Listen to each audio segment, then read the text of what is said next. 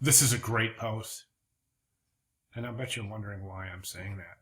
And I'm saying that because you just don't leave any questions. You explain and you describe everything. You've been doing this since week one, since our first assignment. And yeah, I just want to say, I've really enjoyed. I really enjoyed it. I look forward to your posts because I always know they're going to be very thorough, very complete, very well researched, and of course, very well documented. This is great. I mean, you're showing. Excuse me.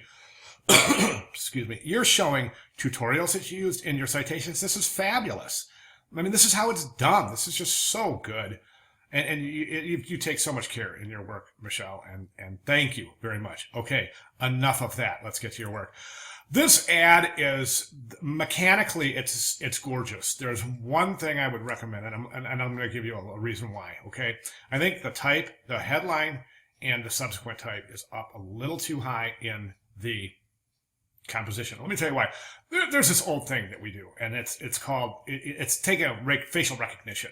And what you do is you take a look at your composition, especially on an ad like this, and you say, let's put a face in here, and imagine that there's a face in here. And you want your focal line to be somewhere where near the eyes would be in the face. This is too high, and this is about right here. However, what that's going to do is it's going to push your type down. And I don't know if you want to encroach the land with your type. So think about that. But that's a general rule, is that take a look at where the eyes might be in a composition, a one-page ad or a magazine or, something like that. And just look where the eyes would be. And that would be where you would want to start the focal point, the interesting, which is typically the text. This is such a perfectly executed image, because we all have been in this situation where we're in a very sunny place and loving it, but it's so sunny. And after a while, it's like, God, I just wish there was a branch. And then all of a sudden, boom, look, there's a palm tree blocking the sun for me. That's great. Now I can see what's going on. And that is so cool. And subconsciously, that's going to ring some bells. It is, because everybody's been in that situation where, okay, let's just stand behind this tree for a minute and just block the sun. And that's awesome. And then you get this beautiful view of what you probably otherwise wouldn't see because of the strength of the sun. I think the mechanics of the page is gorgeous. As I said, just pull that whole thing down a little bit. Alignment's beautiful. It's beautiful. Typography is set gorgeous. Let's get rid of those. Turn your hyphens off. Get rid of the hyphens. You don't need them in a text block this small. Location is placed beautifully. Logo is placed beautifully. Everything is, to me, is A-okay. I love it. Let's jump over to the ad. Okay, now one thing about the ad is, one thing you've done is really smart, is kind of relax. You have this relax moving in slowly into the ad. And that's cool, because that actual animation, it actually resembles the word relax, because it relaxes its way in. You've got these clouds in the type. Remember what we said about clouds. Your client is not going to want to see clouds anywhere.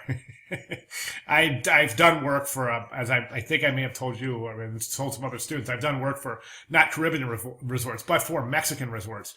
And a teammate brought an image in that had a partial cloud, and they went off. They're like, get it out of here. We don't want to see clouds. Get that out of here. So that's a concern, the clouds, okay?